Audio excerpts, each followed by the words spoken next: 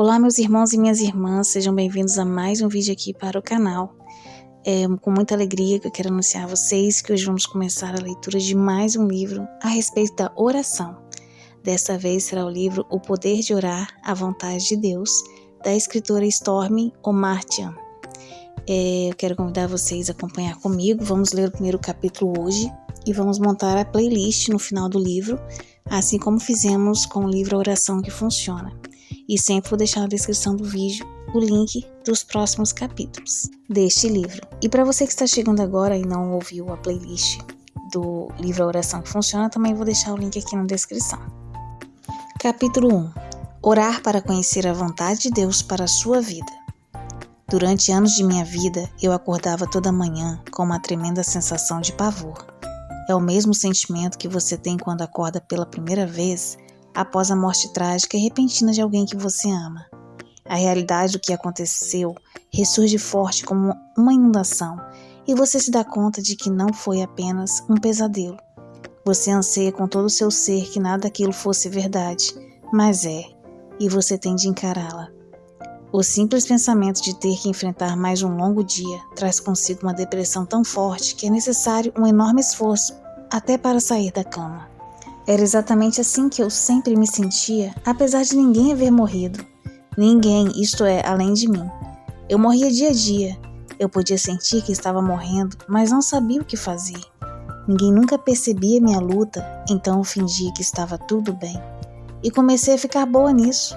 Eu me mantinha o tempo todo ocupada com o máximo de pessoas possível ao meu redor, a fim de me distrair e não ter de sentir a terrível falta de propósito de minha vida.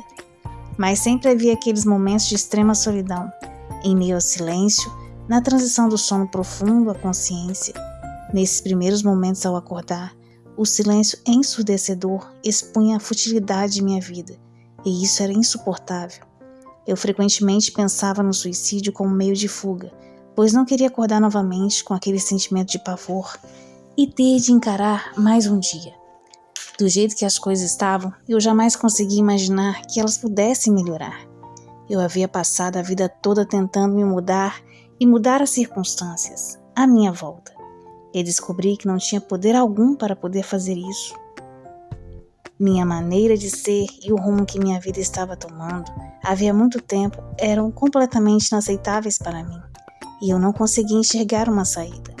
É claro que eu havia percorrido uma extenuante jornada em busca de um significado para a minha vida, mas o Deus que eu buscava em minhas práticas ocultas era um Deus fraco e distante, que de fato não podia fazer muito por mim, a menos que eu fosse boa o suficiente, iluminada o suficiente, religiosa o suficiente ou inteligente o suficiente para que de alguma forma eu pudesse chegar até ele e provar que eu era digna.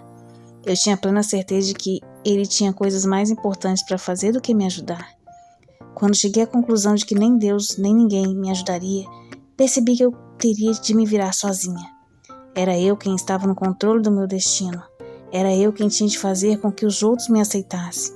Era eu quem tinha de transformar minha vida no que ela deveria ser. O problema era que eu sabia que não conseguiria fazê-lo. Eu fora cantora e atriz de TV por cerca de 8 anos e achava cada vez mais difícil me esconder por detrás de qualquer uma dessas duas ocupações por muito tempo. O vazio dentro de mim crescia num ritmo assustador e eu me sentia extremamente fraca. Eu sabia que não levaria muito tempo até que eu rachasse como uma frágil casca de ovo. Em determinada ocasião, fui convidada para diversas sessões de uma gravação para um musical de Natal. Eu estava contente com o trabalho e cantar numa gravação era bem mais fácil do que o árduo trabalho de apresentar um programa de TV. Naquela época, as apresentações de TV eram ao vivo, então os ensaios eram bastante puxados. Era preciso ensaiar as danças, falas e músicas com perfeição para não cometer nenhum erro quando as câmeras estivessem filmando e milhões de pessoas estivessem assistindo ao programa. Quando cheguei ao estúdio para a gravação da primeira sessão, o local estava cheio de pessoas. A maioria eu não conhecia. Havia uma sessão de paz e tranquilidade e todos eram amigáveis, calorosos e gentis. Bem diferente do que eu estava acostumada na televisão. Comecei a me sentir bem imediatamente. Isso era incrível, pois ainda era bem cedo, o que significava que eu não tinha tido tempo suficiente para conseguir sair da minha depressão matinal. Durante o primeiro intervalo da manhã, eu conheci outros cantores, músicos e o pessoal da equipe de gravação. Todos tinham características em comum que me chamavam muito a atenção. Um senso de simplicidade, completude e propósito. Talvez alguém pergunte como eu poderia identificar um senso de completude, e a única coisa que eu posso dizer é que contrastava muito com o meu próprio vazio. Podia-se também perceber que eles não estavam metidos em drogas, álcool e promiscuidade. Esse era outro contraste. Minha amiga Terry era responsável pela contratação dos cantores daquela sessão. Em trabalhos de estúdio, ela era uma das melhores cantoras de Los Angeles, e eu já havia trabalhado com ela muitas vezes.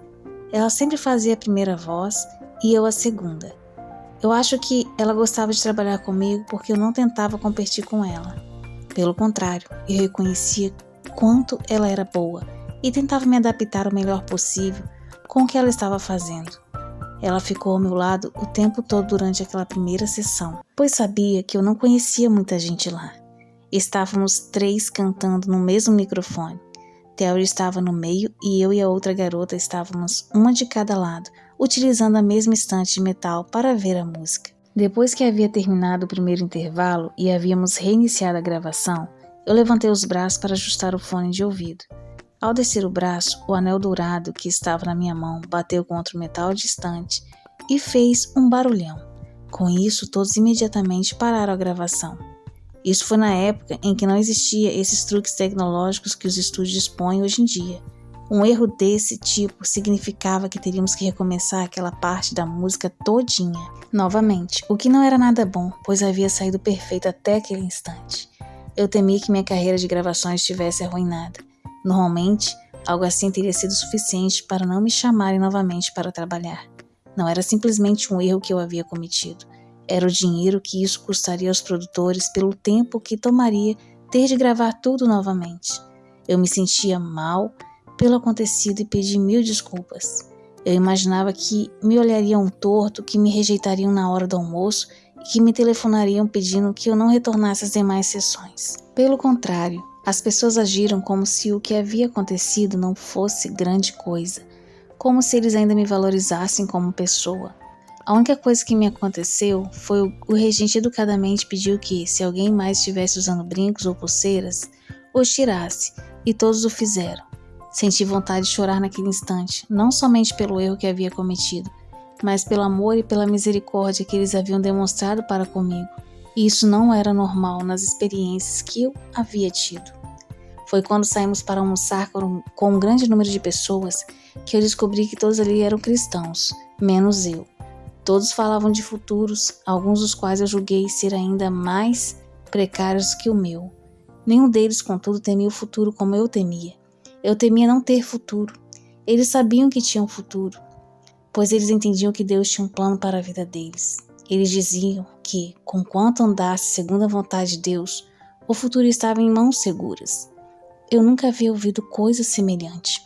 O Deus deles era obviamente diferente dos deuses que eu estava buscando. Ele era pessoal, ele era acolhedor, ele tinha um plano para a vida de cada pessoa. Eu não disse nada a respeito da minha situação, pois eu não queria expor que não era cristã e possivelmente envergonhar Terry. Ela já sabia que eu não era cristã, mas eu não achava que os outros também soubessem. Agora, ao olhar para trás, eu tenho certeza de que todos sabiam. Eles provavelmente estavam tão cientes de meu sentimento de vazio quanto eu estava do sentimento de completude deles. A cada sessão eu me interessava mais pelo senso de propósito de vida que essas pessoas tinham. Eu queria tanto ter isso em minha vida, mas eu não sabia nem ao menos como começar. Para alcançar isso, eu achava que a pessoa tinha de ter nascido sob outra estrela. Contudo, eu não conseguia tirar da cabeça a ideia de que Deus tinha um plano. Será que Deus tem um plano para a minha vida? Eu ficava me perguntando, isso significaria que eu não teria de fazer as coisas acontecerem em minha vida. Mas e se o plano dele for que eu seja missionária na Sibéria? Seria melhor morrer. Como descubro o plano de Deus para a minha vida? Eu pensei sobre isso no decorrer das sessões. A cada horário de almoço, eu buscava conhecer mais a respeito dos cantores sem os deixar perceber o motivo de meu interesse. Eu não queria que ninguém me pressionasse a ter uma vida com propósito, Além disso, eu já estava acostumada a me sentir amargurada e me sentia mais à vontade assim. Após o último dia da última sessão, eu estava em meu carro, a caminho de casa, e orei a esse Deus dele sem saber se ele ao menos me escutaria. Deus, se você tem um plano para minha vida, eu quero saber que plano é esse e o que eu preciso fazer para vivê-lo. Eu não ouvi resposta alguma, como eu havia suspeitado. Provavelmente Deus jamais ouviria alguém como eu. Prossegui com minha vida do jeito que ela estava, descendo ladeira abaixo cada vez com mais velocidade. Durante os meses que se seguiram, muitas coisas aconteceram comigo, e uma delas mudou minha vida para sempre. Eu conheci o Deus de que a Terry e seus amigos falavam. A simples oração que eu havia feito no carro a um Deus que eu nem conhecia foi respondida. Isso aconteceu 31 anos atrás. E agora, eu sei que a vontade de Deus não é algo misterioso que apenas algumas pessoas escolhidas têm a capacidade de entender. Ela está acessível a cada um de nós, mas nós precisamos dar os passos necessários para encontrá-la. Os passos são simples, e é por esse motivo que muitas vezes não achamos necessário segui-los. Contudo, nós temos de segui-los, pois jamais seremos felizes até que entendamos e vivamos a vontade de Deus para a nossa vida. Até que vivamos a vontade de Deus, nosso destino será uma vida vazia e incompleta. Saber que Deus tem um plano para você enche sua vida com propósito, de uma forma que nada mais é capaz. Tudo fica mais simples, pois não é você que precisa estar com todas as coisas sob controle e ter de fazê-las dar certo. A única coisa que precisa fazer é olhar para o Senhor, confiante de que Ele está com tudo sob controle e fará dar certo. Nos meses e anos seguintes, aprendi que a vida podia ser muito mais simples do que eu jamais havia sonhado. Não importava qual fosse minha situação no momento, bastava que eu desse os passos seguindo o que o Senhor estava me mostrando. À medida que eu fazia isso, comecei a enxergar um estilo de vida coerente que podia compartilhar com outras pessoas. Eu podia dizer, dê esses passos. Se você caminhar com Deus e viver de maneira dele, não se desviará do caminho. E se acaso isso acontecer, Ele o conduzirá de volta. Isso porque você está ouvindo a voz de Deus e discernirá em seu coração quando violar alguma de suas instruções. Os capítulos seguintes desse livro são os passos básicos para estabelecer um relacionamento íntimo com Deus, para construir um alicerce firme nas verdades que há nele e para aprender os princípios básicos de obediência. Todos esses são a vontade de Deus para a sua vida, como está revelado em sua palavra, e você deve segui-los se desejar estar na vontade de Deus. Ao fim de cada capítulo estão orações curtas e uma seção chamada Ferramentas da Verdade.